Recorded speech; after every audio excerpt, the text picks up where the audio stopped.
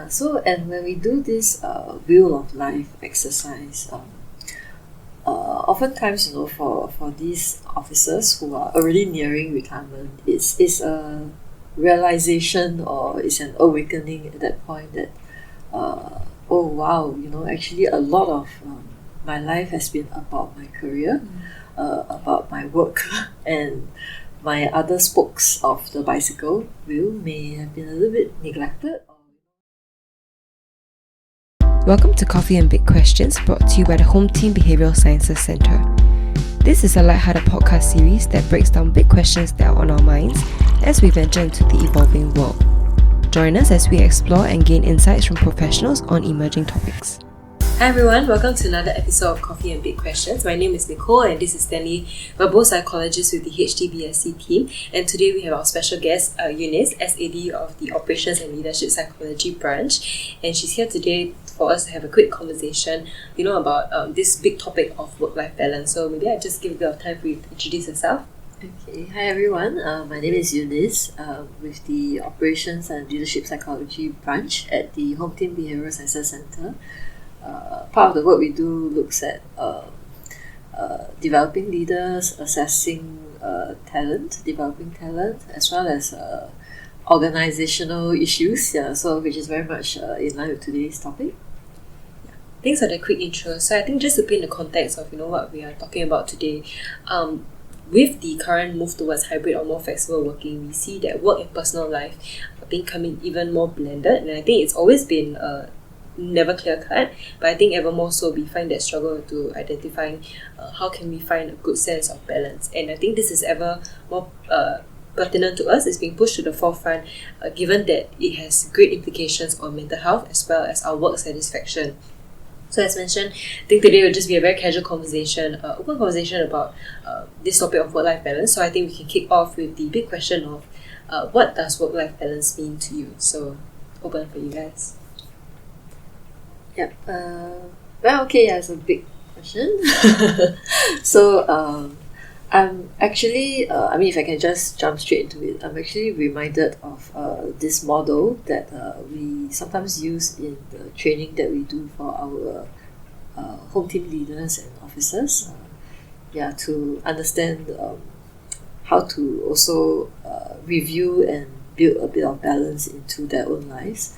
So it's a model on the wheel of life, as I would call it. This concept or framework is really imagining the analogy of a bicycle wheel, which has different spokes, right? So a few spokes. So basically what each spoke represents is a component in your life that you deem to be critical or important. So one spoke could represent friends, another spoke could represent family, another spoke is career or work. Another spoke could be religion, for instance, if you are religious. Another spoke could be volunteering or community services if you are into that or active in that.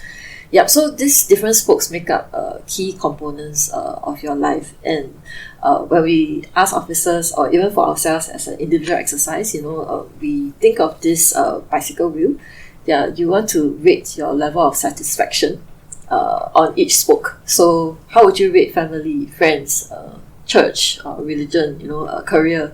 So there may be differing numbers. So say family may be at 6, friends may be at 8, So there may be differences, and it helps you to think where are the gaps I'm at, or where are the areas that I'm very satisfied in, and why is that so? So what it makes up of is then spokes that are of uneven lengths, and that actually makes for a potentially bumpy ride because the wheel is not so evened out, so it's a bit bumpy. So I think it's the idea of how do we achieve lesser gaps in that, some consistency, so that's a little bit more balanced out, not necessarily fully even, but more balanced out such that it's a less bumpy ride for us. Right. Thanks very much. Yourself, do you have any other insights on how you evaluate balance? I think for me, with all the hybrid working situation, work-life balance, to me, it's becoming more, in a sense, integrated. Like, it's not so clear-cut anymore that I'm working from 9 to 5, and then from 5 p.m. onwards, I'm off work, and that's it. I will do everything non-work related. Nowadays, it's more like a mix of everything. So I may work for a while, and then maybe I want to take a break, watch some videos for a bit, 5 minutes, 10 minutes, and then I'll go back to work again. And then, in a sense, it also extends my end of work. Yeah, so it doesn't really end. I don't really end work at 6 p.m. anymore. Yeah, so sometimes I may work after dinner to finish up some stuff. Yeah, so that to me is my current situation, which in a sense it's a bit of a balance, but it's kind of like always on the scale. Yeah, so it's never fixed. Yeah, it's always trying to make up for the other. Yeah. Maybe I'll just add to Stanley's point as well. I guess that is also something that's quite often seen in the past few years, with the hybrid working arrangements, and the work-life integration becomes a bit more apparent. That may also apply in certain kinds of jobs and job roles. Not every single job would be able to allow that. I would say, there's shift work, there's certain jobs that, are quite strictly 9 to 5 in that sense. So perhaps certain kinds of jobs lend themselves more to that kind of approach or application. Allows that flexibility. What about yourself? I don't have much thoughts, but I'm actually going off what you guys have shared. And I think the idea of satisfaction was something that I caught on when we were talking about the wheel of life, and we then need to evaluate our satisfaction level. And I think it's an interesting perspective because it's no longer taking the objective standard of balance, which is the hours that you clock, the time spent here and there, but it's more of like that perceived sense of enjoyment. Yes. And that satisfaction then becomes the measure of what balance feels like. And then satisfaction is also something that is, each of us may have our own differing ideas of what we are comfortable or happy with. And I guess that is a new perspective that I've taken. Balance can look very different to different people in that sense. And I think this leads me to another question, which is, how can we form our own ideas of balance? What is that journey that we may have to go on to find that? If I can circle back to the framework that I mentioned, right? For me, I think the wheel seems to be quite a useful analogy for me to review my own life from time to time, to understand what are the important components going on that I feel needs to be there. The spokes must be there. And also at what level of satisfaction is this at this point in time. So it helps me have a quick snapshot as well, how I'm feeling towards certain spokes and whether certain gaps needs to be reduced. Or just to have an understanding where am I immersing myself a lot more in at this point in the year, in my life, in this life stage, or sometimes they are just seasonal, very busy times of the work and career, and then there are a little bit more lull period. So I have to also come to that appreciation and understanding that the spokes will not always be evened out. But it gives me a quick snapshot understanding. So is there something that I ought to be very concerned with after having a quick look at that? Right. Cool. So that's a useful first step for me usually. I'm not sure about Stanley. Any ways that you try? So to actually answer that question, I would like to throw another question up to both of you actually. So I was thinking about it because you were talking about how satisfaction and happiness might be different to different people. And I was thinking, when we think of work-life balance or work-life integration, we kind of look at it in a very micro point of view. Like we're talking about, in maybe the past month or the past few months or this 1 year, how has my work-life balance been? How has my mental health or my happiness or satisfaction been like? And I'm just thinking, what if we broaden that timeline? What if we look at it from a wider point of view, in that in the same sense that, there's always that mentality of hustle hard when you're young, so that you can enjoy life when you get older. And I'm thinking, can the balance come from there? Because it's kind of like your balance is tilted towards hustling more when you're young, and then you make up for it when you're older to enjoy life. So I think for me, I kind of have that mentality in that sense. That's why I feel like when I adopt more of a work-life integration point of view, because I'm always making up for to balance things out. So if I do more work today, I might make up for it by enjoying or relaxing more the next day, something like that. Yeah. So I feel in the grand scheme of things, everything balances out. Yeah. Or at least you hope it would. Or at least I hope. Yeah. In that, yeah, it's kind of like, I guess when you look at the stock market also, it's always going up and down, but in the grand scheme of things, they always say that the stock market goes up. Yeah. So I look at my life and my work life in a similar perspective. Yeah. And I'm just wondering, what are your thoughts on that? Yeah. Yeah, I find that quite enlightening. I mean, it's a ebbs and flow. Everything evens out. End of the day, it's taking quite a few steps back to look at the grander scheme of things. I thought that's also a useful perspective to take. Actually, I mean, something that I could apply.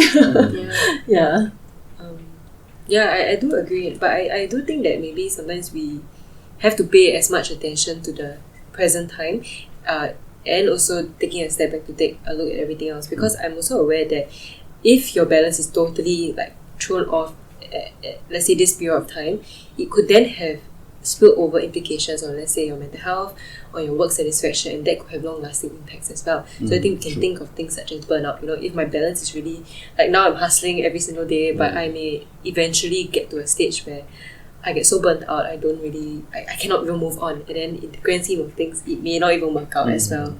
So I think it is also important to then look into the current situation and circumstance.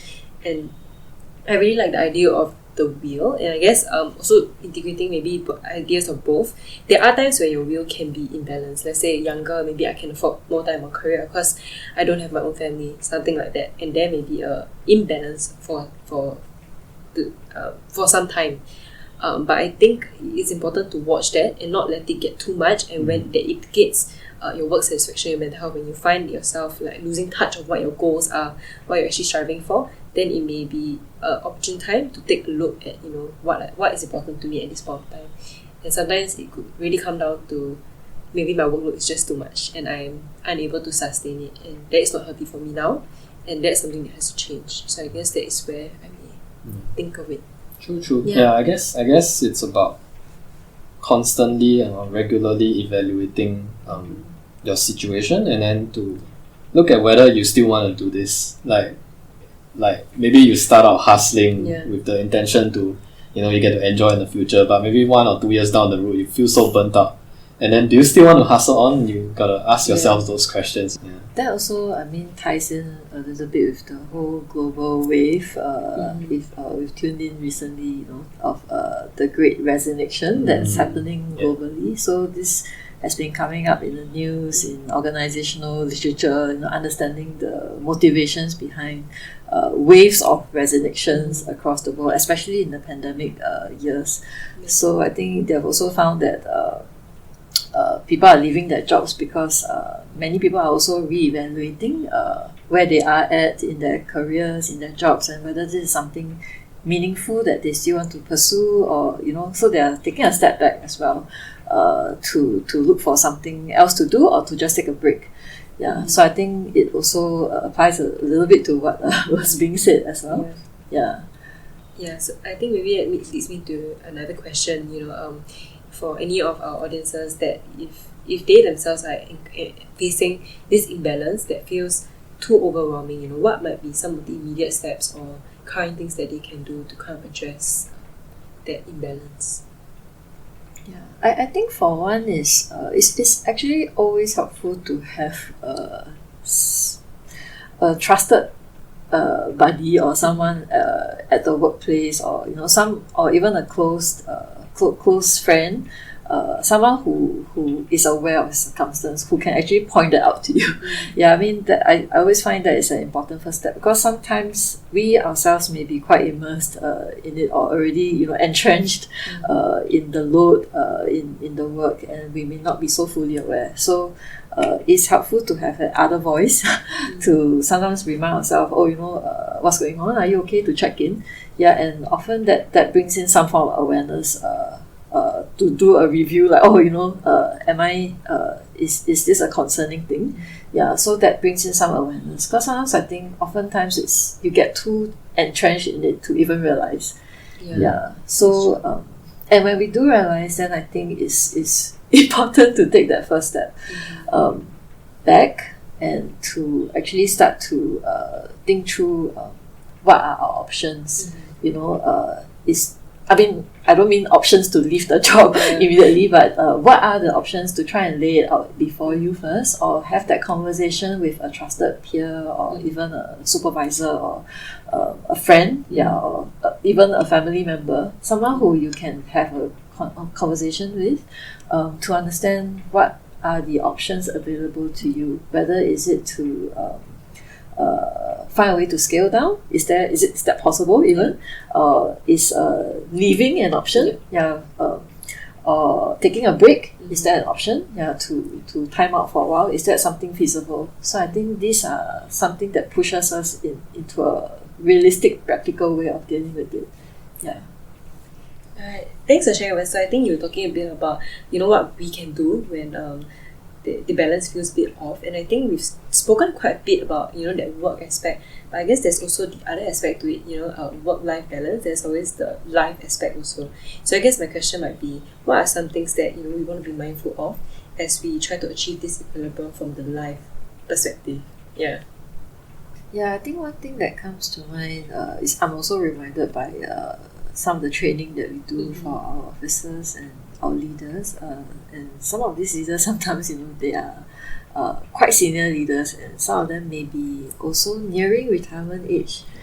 So, and when we do this wheel of life exercise, oftentimes for these officers who are already nearing retirement, it's a realization, or it's an awakening at that point that oh wow, actually a lot of my life has been about my career, about my work, and my other spokes of the bicycle wheel may have been a little bit neglected, or not paid so much attention to that. And at that point in time, sometimes if we look back, it's could be quite late to realize that.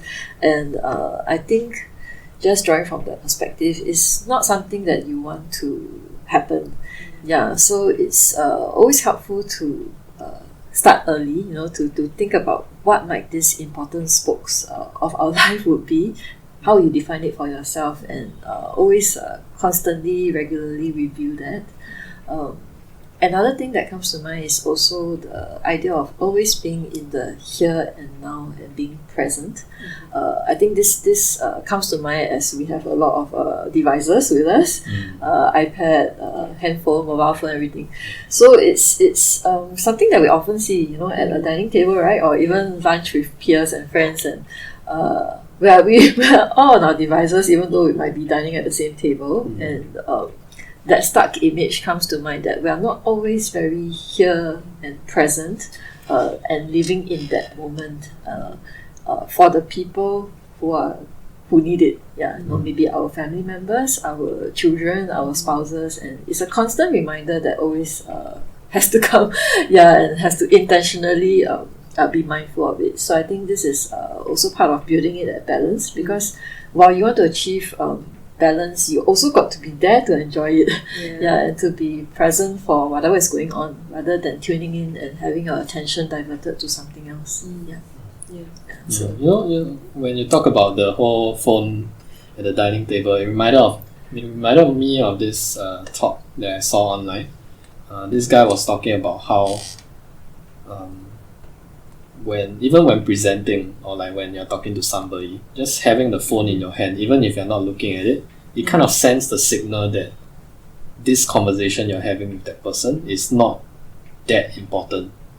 Or like when you're having dinner or when you're chatting with your friends, you put your phone on the table, even if it's face down, it's kind of signaling that, my phone, if anything happens and my phone sounds or what, then I will get distracted by it.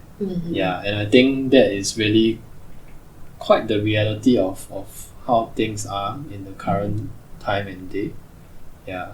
Thanks for that. I think, building on your point, I think the intentionality of it is important. Whether we're looking at work and life, we do need to give attention to both. And I think what that eventually will lead to is, I guess, as much effort as we put into making sure that we do a good job at work, we also then have to put systems or practices in place that will help us ensure we're also doing a good job in ensuring that life balance thing. Because I think if we look at it the other way around, if we spend so much time on work and we don't take care of our life, we will still feel like the balance is thrown off. And sometimes that could have that could also then point back towards us, and we maybe are not putting enough effort to meet our friends, spend time with our family, develop ourselves. And so I think that's also another thing that we need to pay attention to, even like for younger officers or younger people to take note of. Yeah. So I think we'll have just one last question to round up. I'm aware that you have a family of your own, and you also have a lot of responsibilities, including supervisory ones at the workplace. So I guess my question for you would be how, or maybe do you have any tips on how you achieve this personal sense of balance for yourself? Yeah, okay. Quite a complex question. Yeah, I mean, what I have in mind is ensuring that there are checks for myself. So I think one is it's important to have supportive family or network, in your environment. So it's helpful to have supportive, like my spouse is, my husband is supportive, and he will also remind me time to time, hey, your kid just asked a question, make sure you're tuning in and paying attention. So I think these are helpful reminders, and over time it becomes a bit more habitual that I'm also checking in on myself that I did not get distracted, and I was paying attention or tuning into whatever was going on in that moment. So that's something that I'm also striving to do. So I think another thing is to also come back to your own values and define what's the important things for yourself. So end of day, you want that balance. You have to define what makes up things that spark joy for you.